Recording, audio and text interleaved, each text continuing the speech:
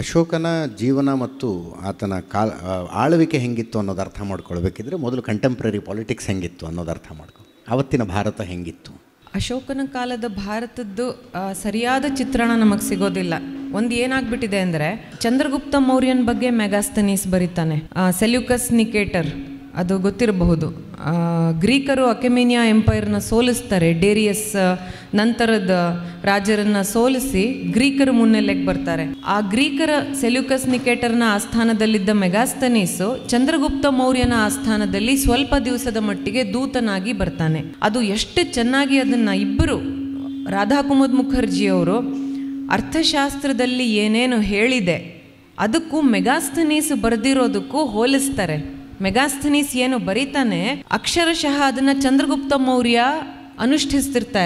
ಇರ್ತಾನೆ. ಉದಾಹರಣೆಗೆ ಅರ್ಥಶಾಸ್ತ್ರದಲ್ಲಿ ನಾಲಿಕಾ ಅಂತ ದಿನನ ವಿಭಾಗ ಮಾಡ್ತಾರೆ. ನಾಲಿಕಾ ಅಂದರೆ 24 ನಿಮಿಷ, ಒಂದು ಮುಹೂರ್ತ 48 ನಿಮಿಷ, ಅದರಲ್ಲಿ ಅರ್ಧ ನಾಲಿಕಾ.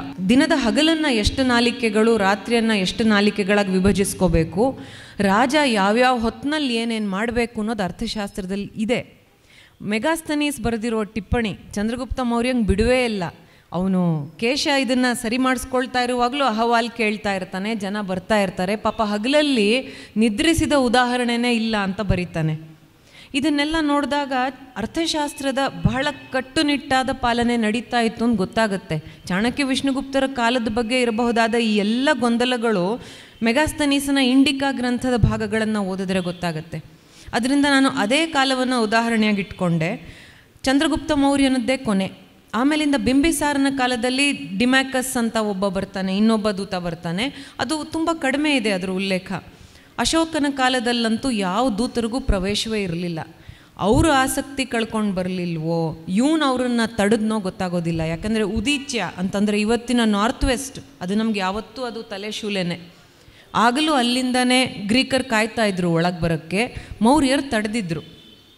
ಸೆಲ್ಯೂಕಸ್ ನಿಕೇಟರ್ ಒಂದ್ಸಲ ದಾಳಿ ಮಾಡೋಕ್ಕೆ ಹೊರಟ, ಬಂದುಬಿಟ್ಟಿದ್ದ ತಕ್ಷಶಿಲೆಯವರೆಗೆ. ತಕ್ಷಣ ಎಲ್ಲ ಸೇರಿ ಅವನನ್ನು ಸೋಲಿಸಿ 500 ಆನೆಗಳಿಗೋಸ್ಕರ ಅವನು ಎಲ್ಲ ಬಿಟ್ಟು ಹೋದ. ಆನೆಗಳು, ಭಾರತದ ಆನೆಗಳು, ಅದರಲ್ಲೂ ಕಲಿಂಗ ಹಸ್ತಿಗಳು. ಅವ್ರಿಗೆ ಯುದ್ಧದಲ್ಲಿ ಹಸ್ತಿಗಳನ್ನು ಬಳಸಿದ್ದ ಕಲ್ಪನೆ ಇರಲಿಲ್ಲ. ಅದರಿಂದ 500 ಹಸ್ತಿಗಳು ಸಿಗುತ್ತವೆ ಅಂದ ತಕ್ಷಣ ಸೆಲ್ಯೂಕಸ್ ನಿಕೇಟರು ತಾನು ಕೈವಶ ಮಾಡ್ಕೊಂಡಿದ್ದ ಪ್ರದೇಶ ಅಲ್ಲದೆ ಇನ್ನೂ ಹೆಚ್ಚಿಂದು ಕೊಟ್ಬಿಟ್ಟು ಹೊಟ್ಟೋದ. ಇದೆಲ್ಲ ಚಂದ್ರಗುಪ್ತ ಮೌರ್ಯನ ಕಾಲದಲ್ಲಿ ಇರೋದು. ಬಿಂದುಸಾರರು ಆಮೇಲೆ ತುಂಬ ಸಾಮ್ರಾಜ್ಯ ವಿಸ್ತರಿಸಿದ್ರು ಅಂತ ಗೊತ್ತಾಗುತ್ತೆ.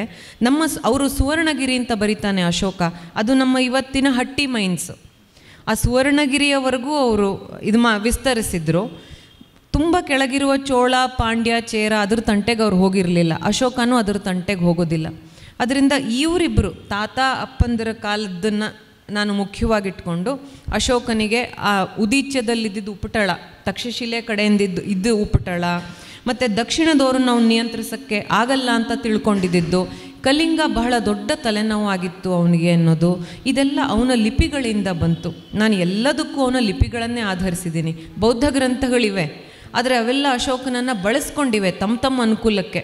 ಆ ವಿವರಕ್ಕೆಲ್ಲ ಹೋದರೆ ಬಹಳ ಅದು ದೀರ್ಘ ಆಗುತ್ತೆ. ಸಿಂಹಳದವರು ಒಂದು ರೀತಿ ಹೇಳ್ತಾರೆ ಕಥೆ, ನಮ್ಮ ಭಾರತದ ಸಂಸ್ಕೃತದಲ್ಲಿರುವ ಅಶೋಕಾವಧಾನ ಅದೇ ಒಂದು ಕಥೆ ಹೇಳುತ್ತೆ, ಅದರೊಳಗೂ ಸಾಮ್ಯ ಇಲ್ಲ. ಅವೆರಡು ಒಂದು ಲಿಪಿಗಳಿಗೆ ಹೊಂದೋದೇ ಇಲ್ಲ. ಉದಾಹರಣೆಗೆ ಅವು ಕಲಿಂಗ ಯುದ್ಧನೇ ಅವು ಉಲ್ಲೇಖ ಮಾಡಲ್ಲ. ಅವನು ಆ ಯುದ್ಧದ ಬಗ್ಗೆ ಬರೀತಾನೆ. ಆ ಯುದ್ಧ ಆಗಿರೋದು ನಿಜ ಅಂತ ಪುರಾತತ್ವ ಸಂಶೋಧಕರು ನಿರೂಪಿಸಿದ್ದಾರೆ. ನಾನು ಕಲಿಂಗದಲ್ಲಿ ಬಹಳ ಸಮಯ ಕಳೆದೆ, ಇವತ್ತಿನ ಒಡಿಶಾ. ಅದರಿಂದ ಇವನ ಹಿನ್ನೆಲೆ ಎಲ್ಲವೂ ಈ ಆಧಾರ ಇಟ್ಕೊಂಡು ಅವನ ಕಥೆಯನ್ನು ರೂಪಿಸಿರೋದು.